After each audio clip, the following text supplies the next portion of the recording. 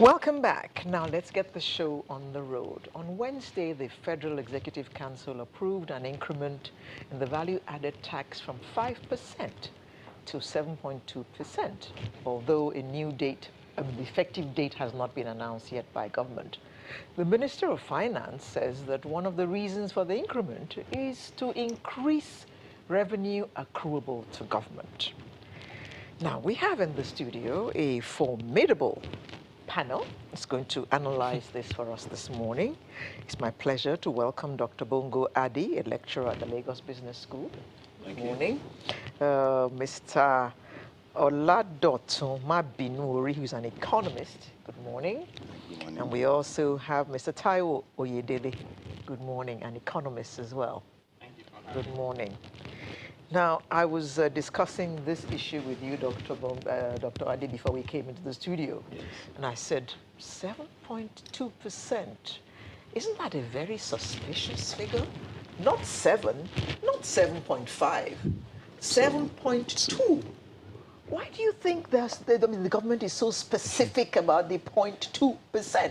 Actually, There are speculations out there that maybe they have at the back of their minds a particular figure that they want to raise at the end of the day. well, I wouldn't know, but I think I read something this morning. The news headline says that the FG says that they actually proposed 7.5 and not 7.2. So there started to be some kind of discrepancies. So we don't actually know what it is. But anyway, the federal government said it's 7.5 that they proposed, but then what came out was 7.2. But whether 7.5 or 7.2, I don't think that really matters. But what everybody is concerned now is the the impact that it's going to have on the purchasing power of the average consumer. But again, I think that government is kind of caught between the, yes, the devil and the deep sea when it comes to taxation. So Nigeria's tax revenue to GDP is among the lowest in the world, even in Africa right now, at just 5.5%. So that is quite insignificant, given the level of need that we have in the system. So that is not good. But at the same time, I know that the corporates complain that they pay a lot of tax. So one of the disincentivizing factors in investing in Nigeria is the multiple taxes. So that's been a very big challenge. So we have this dilemma. Government doesn't have sufficient tax, but at the same time, the few that pay complain that they're being taxed so much. Yeah. But then we know also that there is this need for government to embark on revenue mobilization because that's been the biggest challenge. Yes, we also need to understand that what government is doing now is like teaching an old dog new tricks because our system was never built on a tax-paying democracy. So we should have done that when we got independence, and people like Awolowo were suggesting that, when he talked about the two roads. One is the one that people pay tax, and it leads to prosperity and is sustainable. The other one is a rent-seeking one, where people don't pay tax, and then everybody wants to get rent.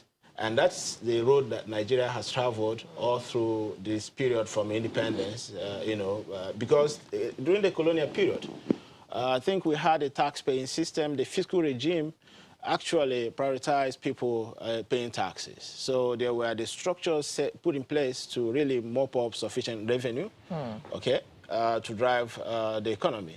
But as soon as the oil came on board, we really unscrambled all those structures, and then had this preference for, pork barrel funding of government projects, concentrating everything at the center. But now that has become not sufficient, increasing need, increasing population, dwindling oil price, and all of that. So there is need now to begin to look elsewhere. Okay, let me bring in Mr. Edele. Mr. Edele, I wanted to ask you, let's talk VAT, value addition. How much of that is out there for the citizenry to even begin to see? But let's leave that and look at now the VAT. Say in the VAT Act, the federal government gets 15%, and state and local government get 85%. But in some states, you also have the consumption tax in some states, which is also piled onto the consumer at the end of the day. So, question is, if this goes through as it's likely to, 2020, it's a likely date, as been said, but not been confirmed. How much of weight do you think that will be on the final consumer at the end of it? Thank you. I think if we take a step back and say, why is Nigeria trying to do this? We have the issue with the minimum wage of 30,000. Both the federal government and the states have to figure out how to pay it. So they feel, let's increase VAT as part of the ways to generate revenue. By the way, I'm a member of the National Tax Policy Implementation Committee. So I can give you some insights. So you're one of those who recommended this hike? No, I did not recommend it. And you see my position in a while. So if you think about it, the states that are economically viable, like Lagos State, don't need this increase to be able to pay minimum wage. And when you do increase this VAT, excuse me, they're the ones who will get the most of it, because there's a component of derivation in how you share VAT revenue. All things being equal, in 2018, we collected 1.1 trillion naira in VAT. It's the record we ever collected. All things being equal, if you add 2.2% to that 5%, you get an additional 484 billion. Now, this 484 billion, by the time you start sharing it, federal government gets 73, all the 36 states get 242 billion, local government gets 170 billion. Do I think this will be enough to pay the additional amount for minimum wage? Answer is no. So this doesn't solve the problem. Even if we assume that this will solve the problem, it creates a bigger problem. Why do I say that? The number of civil servants in Nigeria are altogether less than 2 million, federal plus state. But the working population in Nigeria is over 80 million. You cannot use 2 million people to design a policy that will affect 80 million people. Let's even say for those 2 million people to be in and out. What happened to the other guys? They're also consuming as well. So, and I like the point you raised about consumption tax. I think the fundamental problem we have is with the design of the tax system, starting with the Constitution that has allocation of taxing rights, but it is not clear. So you then find the state says, well, consumption tax is our remit, and they impose it. But VAT by design is equally a consumption tax. Okay, you just hold your thoughts there. Yes. We'll get back to that point where VAT is a consumption tax and consumption tax. How does that marry at the end of the day? But we'll do that when we return from this break. Join us again. Thank you for staying with us. We're still talking about the proposed review on VAT. Yes, Mr. Idili, you were talking about the fact that VAT on some items that are not supposed to be. Yes. So I know that Nigerians and government in particular would easily compare tax to GDP ratio. Tax rate is higher in XYZ country. Nigeria is the lowest. I always say you can't compare apples with mangoes and expect to get a meaningful outcome. So it doesn't work that way, and I'll give you data to support that. So in Nigeria today, one, you can talk about what is it that is liable to VAT. And our list is very short and it's very ambiguous. Government will tell you basic food items are exempt. And then somebody defines that to mean the tax plan, FRS, says is unprocessed food. So what that means, unprocessed food. So if you buy raw yam, no VAT. But if you then buy amala, if you buy amala, you then have to pay VAT. Yes. So if you buy bread, they say bread is processed. But if you buy flour, no VAT. Now, that in my view, is not fair. The percentage of Nigerians that are poor, living in extreme poverty, are 87 million. So these guys can make $1.90 a day. If you calculate it in naira, that's less than 20,000 naira per month. So I said Nigeria is taxing poverty, because there's also data that this percentage of the population spend somewhere between 60 to 100% of their income on food. So it shouldn't matter whether their food is processed or not. They're just so poor that it is wickedness to tax them. So are you implying they shouldn't pay tax? They shouldn't pay tax, yes. Categorically, the answer is yes. They shouldn't pay tax. And I'm Because not talking about... They earn 30,000 naira minimum, they're paying tax already. And they're still poor. Payee. And they're still poor. In fact, the PAYE in Ghana here, if you earn about 20,000 naira equivalent per month, you pay 0 income tax. In Kenya, that is 40,000. In South Africa, it's 150,000 naira equivalent per month, 0 personal income tax. Interestingly, South Africa makes more from personal income tax last year than Nigeria made from all taxes and oil revenue combined. So Nigeria is trying to expand its tax base, but we're expanding it to the wrong people at the bottom of the ladder. The top 1% in South Africa pays more than the entire 99% of the rest of the population. Until we design it in a way that we focus on the people who have the ability to pay. Yeah, today, if you are an Okada rider, you're supposed to go and register for VAT and file returns. Your barber is supposed to register for VAT, charge VAT, and file on a monthly basis. Your hairdresser, madam, should do the same thing. Who does that? So what you find in countries where they've thought about tax system carefully, they have what we call thresholds. So in Ghana, that's 13 million naira. In Kenya, that's 17 million. In South Africa, it's 23 million. If your turnover in a year is below that, don't worry about VAT. That is what Nigeria needs to do. Once you protect the vulnerable people in society, my view is it is fine to even go to 10%. Let the middle class and the upper class fund government. Yeah. We can deal with the issue of accountability by holding government to account. Okay. Now, Mr. Mabinuri, let's go down to the basics, because some of us don't even seem to understand what VAT is. Value added tax. Now, some of us understand that it's luxury items that should be taxed. So the argument about the lower cadre who earn 30,000 naira having to, that they are affected by this increase, which means that they are paying VAT out of the 30,000 naira that they earn. But if they're not buying luxury goods, how is it that this increment will affect them? Yeah, thank you. For me, I would say this is a good policy coming at a very wrong time. The timing is very wrong. The purpose is also not too very clear. Let me start with what value-added tax stands for, as you said, as an accountant. Let me come in that instant. The value addition to every production process should be taxed. That's what value-added tax talks about. If I'm a producer, when I'm buying raw materials, you know, I pay VAT on that raw material that I'm buying. I convert it to finished goods or whatever stage of production I'm standing in, selling, I'll add VAT to it again. So the difference between my input tax and my input tax and output should be the difference that will remit to government, depending on which is higher. If what I've paid on my purchases is lower than what I'm charging on my revenue, on my sales, then I should pay to government. But if the reverse is the case, government will give me, will credit me to that difference. Yes, that's how it should work. That's how it should be, according to Value-Added Tax Act in Nigeria. He has just said that we haven't got it right yet. So the problem we have is not salary. You said that's how it is according to the Value-Added Act. Yes, in Nigeria. That's how it should be. VAT input and VAT output, difference between the two is either what you pay or get back from federal government, from government. But the problem I am having right now is what government should focus on is compliance.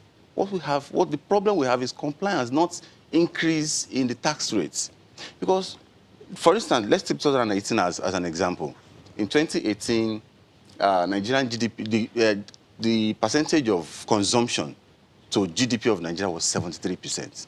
If that 73% of our GDP had been taxed at 5%, Nigeria would generate nothing less than 4.7 trillion naira from VAT only. But what did we get from VAT last year? We got 1.2 trillion naira from VAT. So that means over 3.5 trillion naira was lost in transit, not unable to be accounted for. Then look at 2018 budget. Our total budget was 8.92 trillion, revenue 7 trillion, so a deficit of 1.92. So we are having to borrow 1.92 trillion to finance 2018 budget, where 3.5 trillion is lost based on non-compliance. So why can't government, you can't punish people, you can't punish the masses for your inefficiencies. You don't have efficient tax system on ground, and yet you want to inflict people for your non-performance. So for me, as an economist, if you look at it in terms of impact on the economy, it surely would, the economy is, instead of us growing, we are actually retrogressing. Our GDP is coming back towards, it's being negative, is reducing. Well, I think about 1.9 or so, instead of 2.3 as you had last quarter. So if you inflict this again on the economy, Nigeria is a consumption-based economy. Now you are reducing people's capacity to buy goods and services. Of course, the economy will shrink. The economy is like a lady. Treat her well, you get good result. Treat her badly, you also get good result. I keep saying that. Yes. Dr. Adi. So if you inflict the economy will surely shrink and go back to recession. When you work for government, government does not pay VAT. But when at the end of the year, the tax office looks at the work you have done for government and charges you VAT on it. Do you get? Government does not pay VAT. But in doing your returns at the end of the year, the money that government has paid you for the work you have done for them, for which they didn't pay VAT, you will pay VAT on to the tax office. Can I come in? Okay, I want to come in that regard. So there's no law that exempts government from paying VAT. Yeah. But they never do. They're supposed to pay. So when you're doing business with government, and let's say a contract is ₦1 million, so you're supposed to add. So it's the person doing the business that should add the VAT to it, so that they government can pay you. Cancel it from the invoice. Then you ask them. They've done that to me before. So they cancelled it and said, we don't pay VAT. I said, tell me the section of the law. And then they had to accept my VAT because I had a superior position. Because you're an accountant. So when they then pay you, the law says the VAT you've added, they should deduct it from source and pay it directly to FRS. This is one of the problems we have. They then deduct it and not remit. So you find that actually people in leadership, in government in Nigeria, MDAs are also worse than the rest of the population, even in terms of compliance. Mr. Dr. Adi, that thing of compliance, I mean, we talked about the fact that, yes, we're having issues with compliance. It's not about increasing the tax, Yes, but true. about compliance. Yeah. Why are we still having that problem of compliance? Well, like I started off, saying that we are not a tax-paying democracy. Taiwo just listed the problems with the design of the tax system in Nigeria, so which he also spoke about. Now, there is a problem with the design of the tax system. Then there is a problem also with enforcement. Okay, we just concluded a research that was funded by the Nigeria Tax Research Network. And then we looked at strategies to enable tax compliance in non-enabling institutional contexts like Nigeria.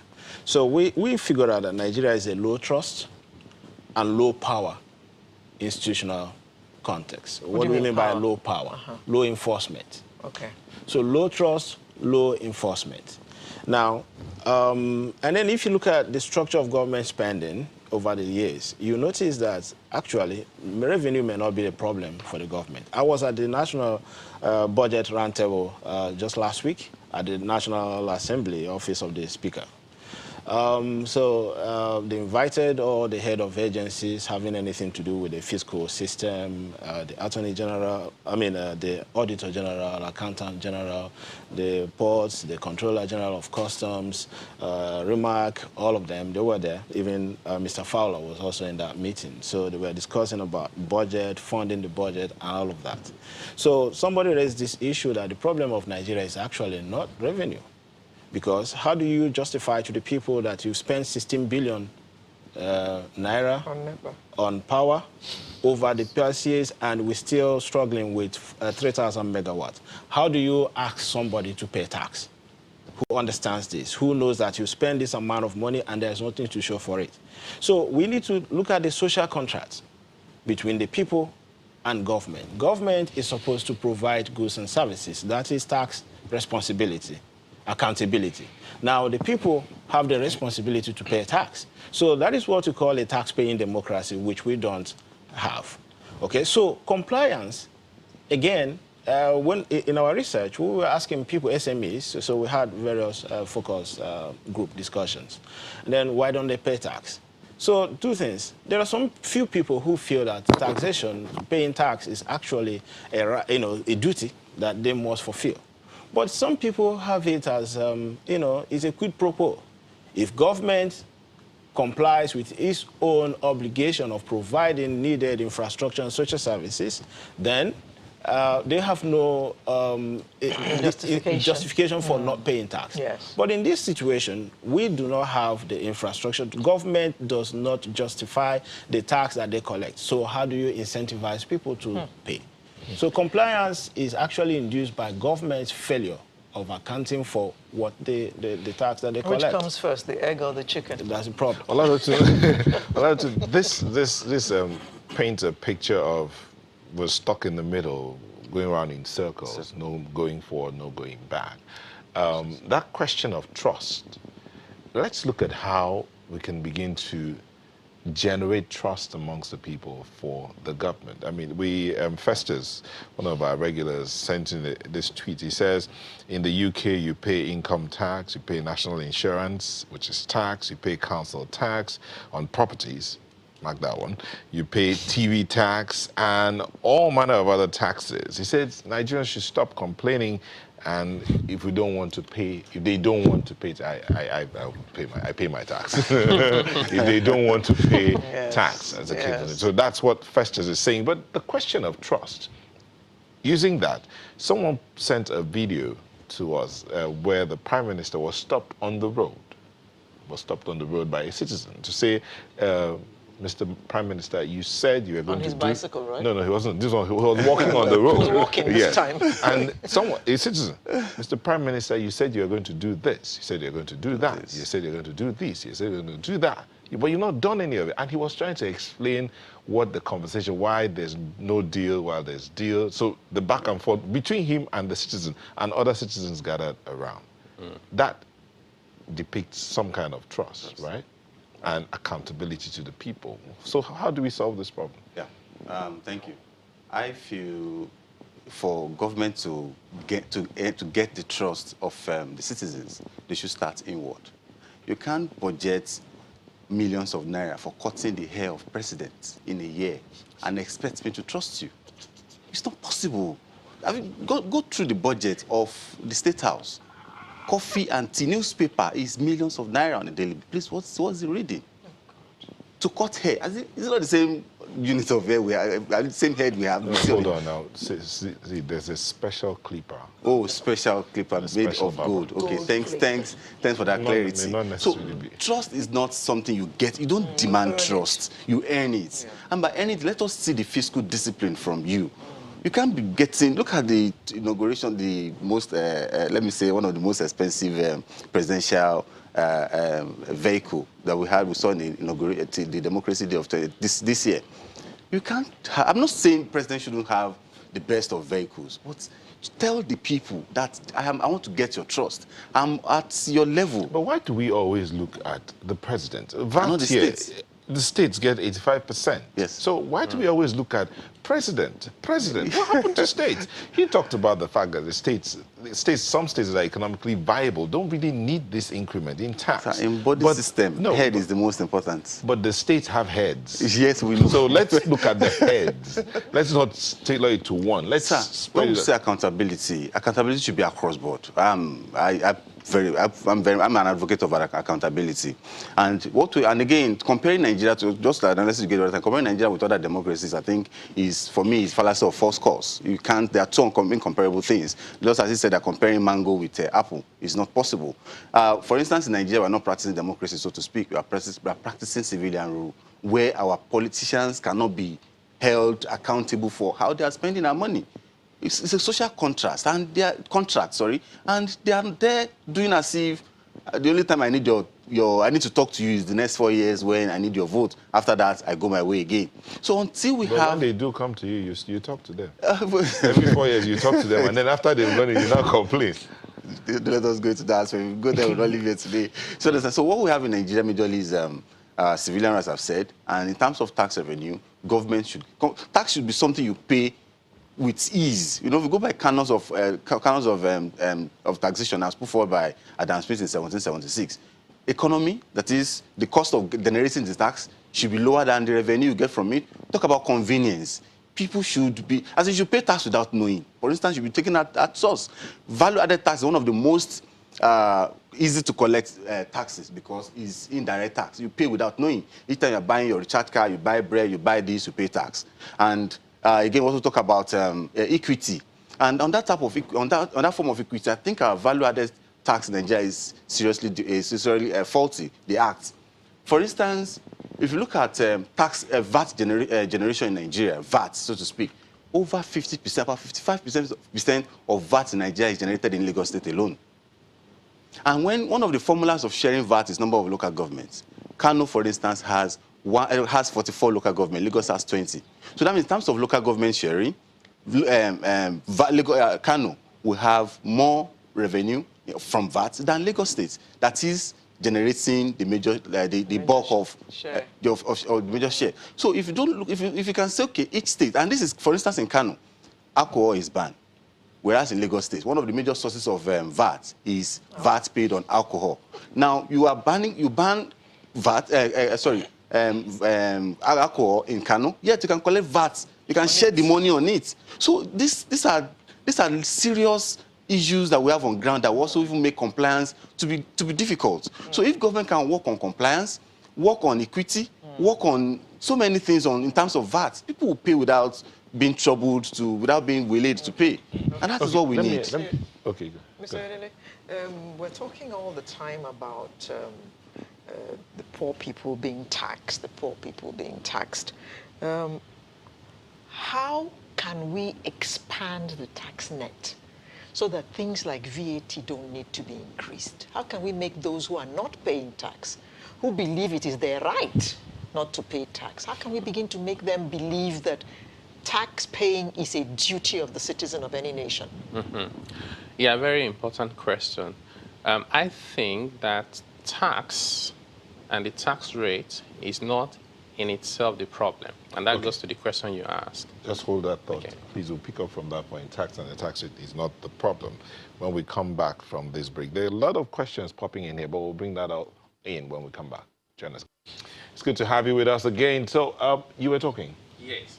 And the question I was trying to answer is, what can we do to raise revenue without raising tax rate and all of that? So, and I start by saying, in my view, tax and tax rate is not in itself the problem, because if you look at the rest of the world, I was looking at the list of the happiest countries in the world just yesterday, and I saw that some countries that have the highest personal income tax rate in the world, Sweden, Finland, Denmark, are in the top 10. So these people are very happy. So the problem is not tax. The places that people like to go to and give testimony, the US, those guys pay a lot of taxes, right? Yeah. So the problem is what we do with the tax money that we collect. It's not the tax that is the problem. And that goes back to the question of trust. And this study that the Nigeria Economic Summit Group, they got some funding from Bill and Melinda Gates on citizen perception, spoke to adults across Nigeria, and they said they do not trust government and they trust tax officials even less. So until you deal with that problem, you're not going to solve it. So my view is that you design the tax system to protect the poor people, target the middle class and the upper class, and be transparent. But I think that we shouldn't push this only to government. Nigerian people must ask questions and ask intelligent Talking about questions. and we have less than 3 minutes, so the three of you will have to weigh into this. Oladele Banjo says, I believe that the problem of tax collection is the inability of people responsible to properly explain to Nigerians what, how, and who to pay to. Honor Martins asks this question to you, Mr. Taiwo, says, is VAT changeable on gross value of contract GDP or value-added margins on contract? Yes. So VAT is chargeable on the gross value of goods and services that are liable to VAT. In terms of your GDP, it has different components. You take the consumption component, and some of it is exempt, which is still part of the GDP, but does not attract VAT. So Nigeria currently gets about 0.9% of its GDP in VAT. Average for ECOWAS, Commonwealth is around 4%. So the answer to that is yes, in some cases. Okay, Adejumo Kayode says, good morning to you all. I wish our government is listening. It's a perfect analysis and good system. Big Daddy says, Honora again. Well, the questions are really plenty. Tunde Arogumati says, focus on VAT. He says, there really is a need to rearrange overarching tax policies in a more socially responsible manner with proper thresholds in place. Do you agree with that? How do we get to that point, achieving it? Let people see the impact of the VAT or the tax they're paying. You know, at times I get transparency angry. again. Yes, when people compare Accountability. Nigeria with South Africa, Nigeria with Ghana, Nigeria with this and what have you, that we are paying the lowest. What is light situation in Ghana? What is light situation in Nigeria? If I don't need to buy fuel into my gen, I don't need to buy fuel out at office and at home, then you are charging me 10%. I'll be less bothered. But I still need to go ahead to generate my light myself. The shocks of all of my cars get spoiled almost on a monthly basis because the roads are not good, compared to UK where we have almost everything working. So people the trust of the masses should be earned by they seeing the outcome of the tax they are what you're paying, doing with the tax. What you're doing with the money. Okay. If you have good roads, I have good money and social amenities, that I don't need to spend my little fund again on it, then the economy will grow. So taxing the poor in this instance on consumption will surely hurt the economy. Okay. Mazi says it's very annoying that we have the government preaches patronage of made in Nigeria products, but ordinary cars bought by the government are foreign, yet we have local companies making cars here and all of that. It says government needs to be more serious. That way they can, that's another way to increase the tax base. That's coming from Mazi Chinedu Nteribe. Do you agree with him? Well, yes, I do agree with him. But at the same time, you know, we also need to take another look at the manufacturing that is taking place in Nigeria. Is that actually, you know, because people use these vehicles, and then this is a world of competition. So you want to put your money where it will give you good value. You know, True. so I think that is one of the things you need to put in. But my contribution to this is that the problem with Nigeria's tax system is a design, as Taiwo pointed out. The design of the tax system is faulty. So we need to go back to the drawing board. Now, given the system, the economic structure, the way it is and everything, I think there is this tax capacity that can be, there is the capacity to generate about between 12 and 18% to increase tax GDP to between 12 and 18%, given our current economic structure and condition. Yeah, Uche says, how can government be looking to increase revenue but never thinks about reducing the bloated salaries, extravagant and flamboyant lives they live to the detriment of poor people in Nigeria? Yeah, so I do think that Nigerians talk about salaries of political office holders. They should, but I don't think that solves any problem. Because I always like to say, what's the size of the problem? Apart from the fact that it sets the wrong tone, if today you decide to pay all political office holders zero salary, we'll still be poor. So, but fundamentally, the issue, and to also play the devil's advocate. Why do you say we'll still be poor? We'll still be poor today if you eliminate corruption and you pay civil servants zero. We'll still be poor. Our entire revenue as a country is less than $50 billion. That is not even enough to build infrastructure alone. We need about 100 billion every year for the next 30 years to just get to the level of South Africa. But I know these things are connected. If you deal with corruption and you deal with wastage, then people have more incentive to be economically productive, pay taxes, and you expand the base. So I have to also say that government, as part of this rate increase, are planning some of these reforms we've talked about, including the question of threshold. So that if you are a small business, you don't have to worry about VAT. Hopefully, all of this will get through. And on that gloomy note, we have to close this segment. Taiwo Oyedele is an economist. Mr. Lado too, Mabin Ori. Henry is also an economist, and Dr. Bongo Adi is a lecturer, an economist as well, and a lecturer at the Lagos Business School. Thank you all very much for coming. Thank you. Howard Obama says, I'm sorry, I have to bring this. It says, you must recognize that in the UK, citizens who do not have homes are provided for by the government. Good provides stable and effective security, provides food allowance to people who do not work or who sign on the job seekers allowances. In return, they pay taxes when they start work. Disability allowance, this appeals to Western. Anyway, he says don't compare Nigeria with You don't the pay UK, tax when you but- earn 11,000 pounds or below. You don't pay tax at all. All right. Thank you very much. We should be right back with another interesting conversation. Do stay with us.